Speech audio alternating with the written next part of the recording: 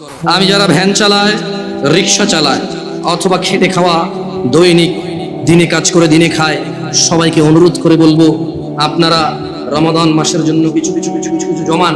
যদি এমনটা হয় যে রিক্সা আপনার রোজা নিয়ে নেবে, ভ্যান আপনার রোজা নিয়ে নেবে, যদি এমনটা হয় মাঠের ওই বীজ বপন আপনার রোজা নিয়ে নেবে, যদি এমনটা হয় ওই গাছ কাটতে গিয়ে আপনার রোজা নিয়ে নেবে, যদি এমনটা হয় ওই মাটি কাটতে গিয়ে মাটি আপনার রোজা নিয়ে নেবে, যদি এমনটা হয় এই বাস ড্রাইভিং এই বাস আপনার রোজা নিয়ে নেবে, যদি এমনটা হয় মানুষ যে তোমার দিন মজুরি তোমার দিনের কর্ম তোমার রোজা নিয়ে নেবে, আল্লাহ ভীরুতা নিয়ে নেবে, তবে তুমি বাদ দিয়ে দাও ওই ভ্যান রোজার জন্য।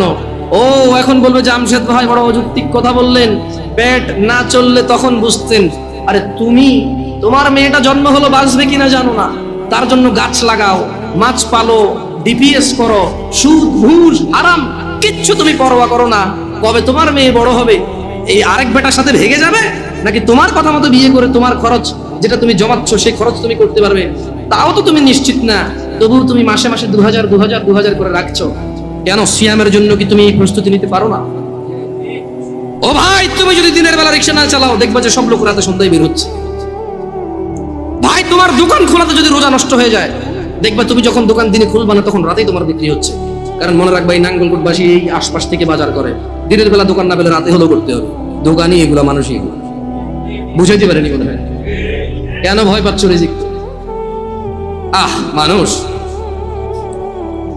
عن ابن عمر رضي الله عنهما قال, ইবনে উমর রাদিয়াল্লাহু আনহুমা থেকে বর্ণিত তিনি বলেন, قال رسول الله صلى الله عليه وسلم, রাসূলুল্লাহ সাল্লাল্লাহু আলাইহি ওয়াসাল্লাম বলেছেন, বুনিয়াল ইসলামু আলা খামস, ইসলামের স্তম্ভ পাঁচটি। তো কি? শাহাদাতি আল্লা ইলাহা ইল্লাল্লাহ ওয়া আন্না মুহাম্মাদার রাসূলুল্লাহ। এই ইসলাম, পুরো ইসলামটা এই পাঁচটা খুঁটির উপরে আছে। এই পাঁচটা খুঁটির উপরে আছে, এরকম পাঁচটা খুঁটির উপরে এই বুনিয়াল ইসলাম আলা খামস, এই পাঁচটা স্তম্ভের উপরে ইসলাম। তোমার যত আমাল, তোমার যত সৎকর্ম, তোমার যত নেকির পুণ্য কাজ সবকিছু এই পাঁচটা আমালের মধ্যে আছে। এই পাঁচটা খুঁটির মধ্যে আছে তোমার সমস্ত আমাল, ভালো অথবা মন্দ। ইসলামটাই টিকে আছে পাঁচটা খুঁটির মধ্যে। বুনিয়াল ইসলাম আলা খামস, পাঁচটা স্তম্ভের মধ্যে ইসলামটা আছে। ইসলামের স্তম্ভই হচ্ছে পাঁচটা। তো এক নাম্বার স্তম্ভ কি?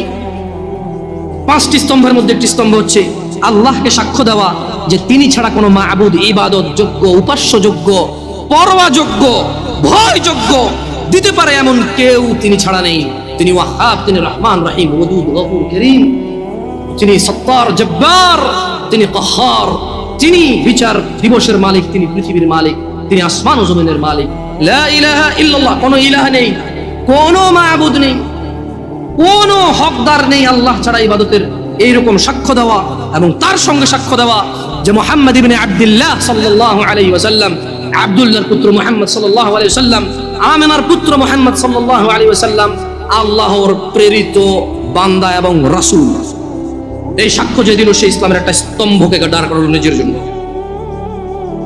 ওয়া ইকামিস সালাহ, এবং সালাত প্রতিষ্ঠা করা। সালাত হচ্ছে ইসলামের আরেকটি স্তম্ভ। ওয়াইতাইজ যাকাত, এবং যাকাত প্রদান করা, যাকাত আদায় করা, যাকাত দেওয়া ইসলামের আরেকটি স্তম্ভ। ওয়াল হজ, এবং সামর্থ্যবান হজ করবে, সামর্থ্যবান যাকাত দেবে। ওয়া সাওমি রমাদান, ইয়া নাস, মানুষ ইসলামের স্তম্ভ পাঁচটি। এই পাঁচটি স্তম্ভের মধ্যে অন্যতম একটি স্তম্ভ হচ্ছে ওয়া সাওমি রমাদান, রমজান মাসে সিয়াম পালন করা। তাহলে যে রমাদান মাসে সিয়াম পালন করে না তার ইসলাম যে পাঁচটি স্তম্ভের উপরে টিকে আছে এটা পড়ে গেল। পাঁচতলা বিল্ডিং, আরে পাঁচতলা বাদ দেন, দোতলা বিল্ডিং। আচ্ছা, এই মসজিদটা কোনো তালা আছে এখন? উপরে কি উঠছে? এটা যদি পিলার এখন যদি বুলডোজার দিয়ে ভেঙে দেওয়া হয়, এখানে এটার ভিতরে কে এসে বসবে এখন নামাজ পড়তে? পিলার কিন্তু 16-17টার উপরে আছে, জায়গা 18টা আছে মনে হয়, আরো বেশি হতে পারে, আমি জানি না। যে স্পেস সেই স্পেস আরো বেশি হতে পারে পিলার। এতগুলো পিলারের মধ্যে একটা পিলার যদি মানে কেউ যদি বলে যে ভাঙ পিলারটা ভাঙ, এটা ভাঙ, বসবেন না এখানে?